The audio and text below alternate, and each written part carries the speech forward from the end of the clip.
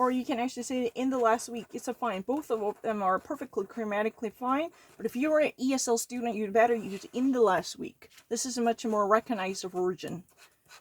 I know both rules. But the problem is, Anthony Blinken truly recognized these type of problems prevailing in American society. Yes, indeed, the United States may not be that perfect to say something wrong. Or maybe the United States is not in the position to pinpoint the problem existing in China when it comes to human rights, because it has own internal issues, emphasizing the failure of human rights preservation and respect in this country too. That's his position. He rather reacted to it humbly. He didn't actually say that. He didn't made a very pompous or aggressive statement that might raise eyebrows from other top diplomatic officials in and outside the country. He didn't say that. However, the United States efforts to open up its own problems and at least, sent out invitations to relevant figures to have a meaningful civil discourse on the issues at stake. That would actually make our union much more perfect, and that would actually eventually strengthen the bondage of all 50 states.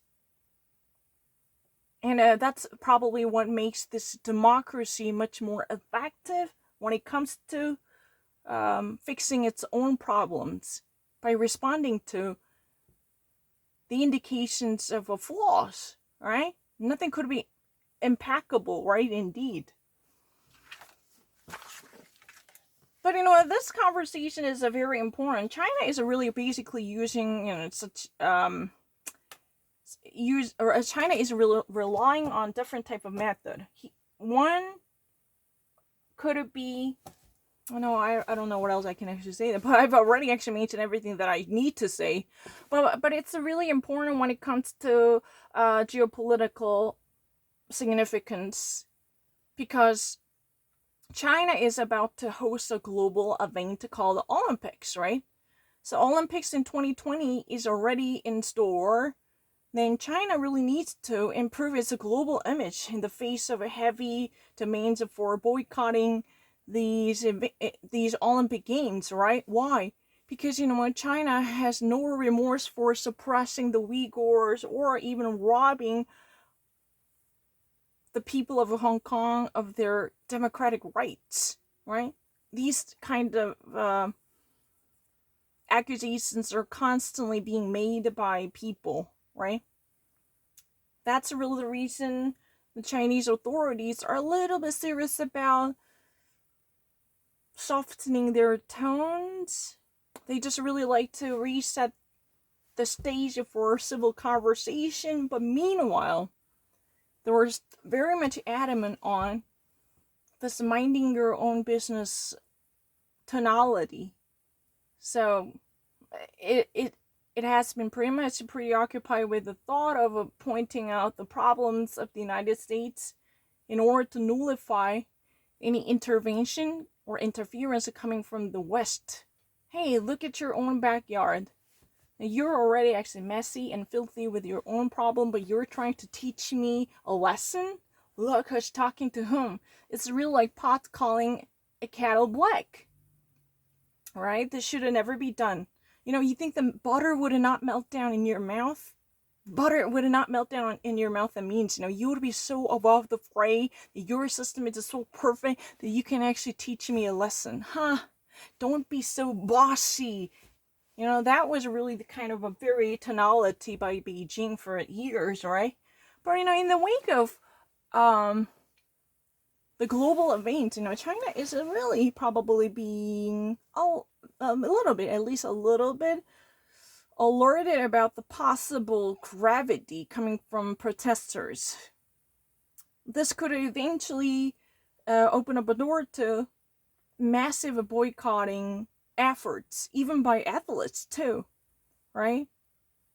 Because if there wouldn't be no recognition serious enough to bring out a change from China, then people could have truly opted out of these Olympic Games. That wouldn't be possible. So we cannot actually guarantee anything for sure. However, this is meaningful in its own necessity, because it's maybe because of this type of outburst of protests, and people can pay attention to the very hardship suppressing the fate of the Uyghurs. Probably maybe this pending global event could have shed a light on the misery of the Uyghurs, and people would be greatly appreciated. Anything can possibly be done, right? That's what has been said. I don't really need to. But anyway, he could have truly actually opened up a door to it. That means he could have truly, saw the seeds for global protests or demonstrations that might induce any global boycotting against the 2020 Olympics. That wouldn't be possible, right? 2022 Olympics.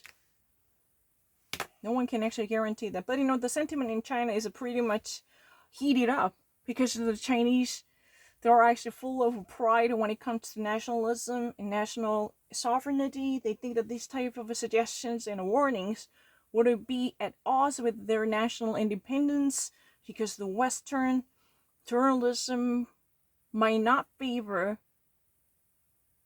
their exercise of sovereignty, right? And what else can I say about it? I don't know.